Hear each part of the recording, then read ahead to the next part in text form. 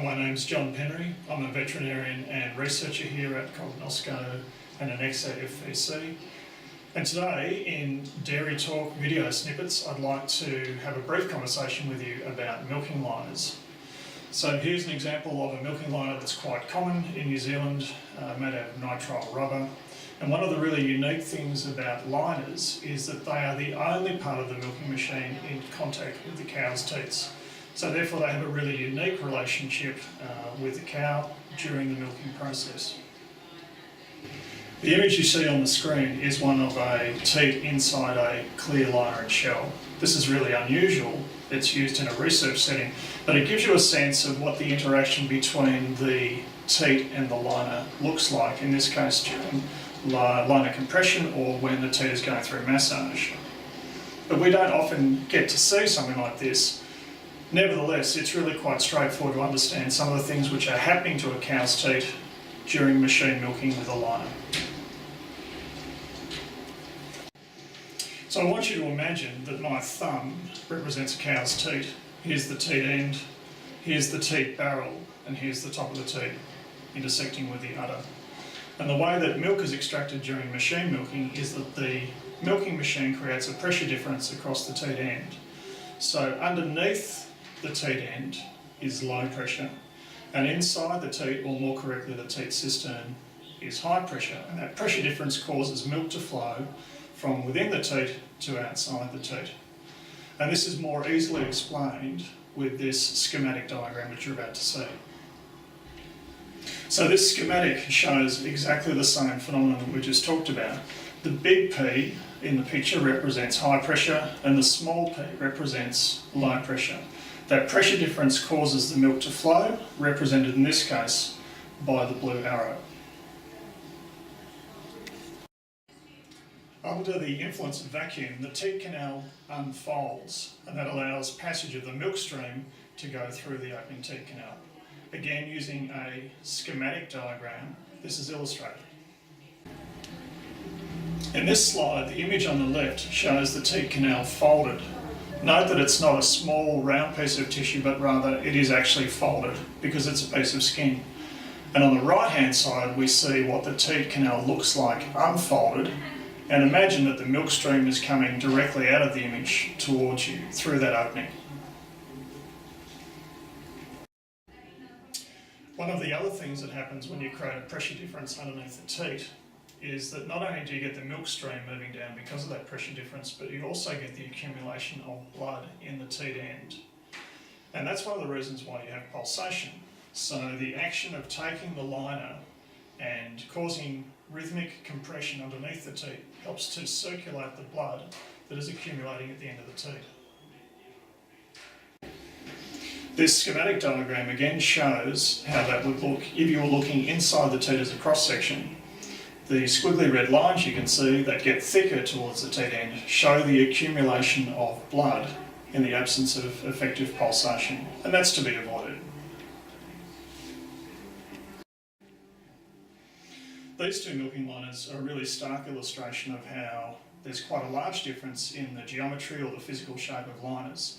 This one here is square in cross-section, and this one here is round in cross-section. Pretty typical for most dairying countries, with a mixture of shapes and also a mixture of materials such as nitrile rubber or silicon rubber. The radiograph you can see on this next image really helps to show how liner shape can change depending on the design characteristics that the manufacturers have pursued. From left to right we see a quite narrow bore liner all the way through to a wide bore liner. Irrespective of the liner manufacture, its geometry or its shape, there are really only three physical characteristics that you need to be mindful of. The first one is the diameter or the size of the mouthpiece opening, so that's this area right here. The second one is the size of the mouthpiece chamber, represented by this part just in here.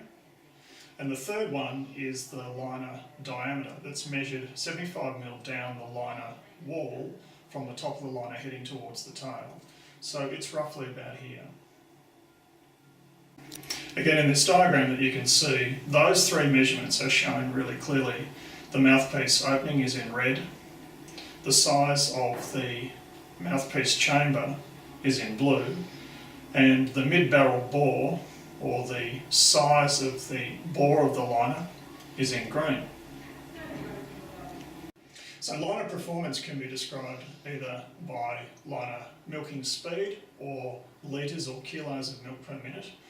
And it can also be described as liner milking gentleness. So that is, how gentle is the milking process, or the physical forces transferred from the liner onto the teat on the actual teat tissue itself. Is it gentle or not gentle? Liner performance can be dictated by three main things, and they're demonstrated or illustrated by what we can see on the screen with these three images. The first one is working vacuum or system vacuum of the plant. The second one is the pulsation characteristics, again within the milking plant. And the third one is a function of the liner material and its shape, and that is liner compression. Now, we understand how we set up vacuum because we set that up ourselves in the plant, and the same thing goes for pulsation. It's set within the milking plant. But with liner compression it's different because this is not something that is advertised with the liners you buy. So you have to try and work out what sort of liner compression you have based on visual measurements of the teats and based on other measurements which can be done during a performance test.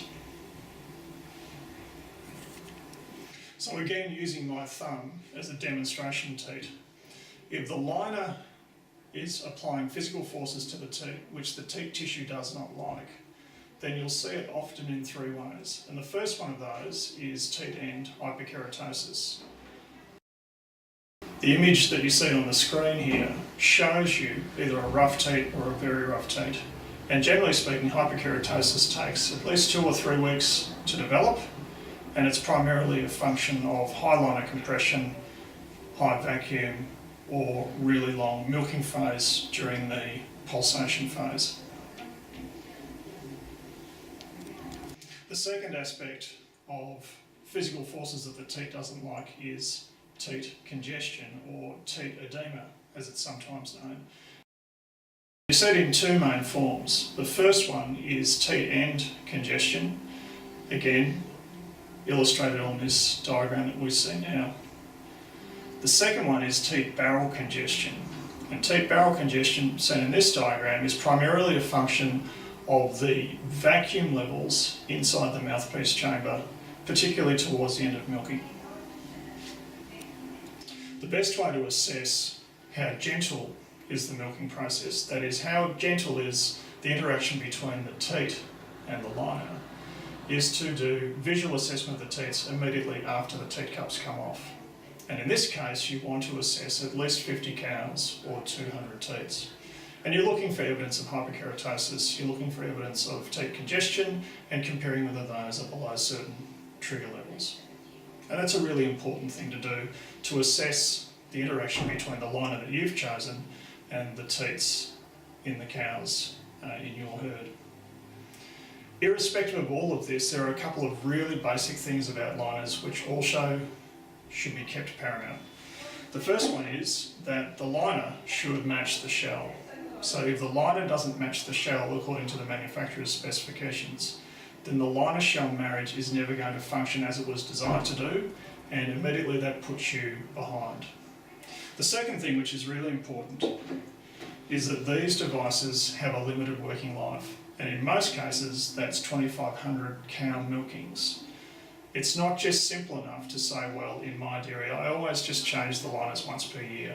We all know that it's a fiddly and sometimes tricky job to do, but you really need to work out, based on the size of the parlour, based on the number of cows you're milking and how many days they're being milked for, you need to work out how long does it take to do 2,500 cow milkings, and once you reach that point, these things have reached the end of their life and they should be replaced.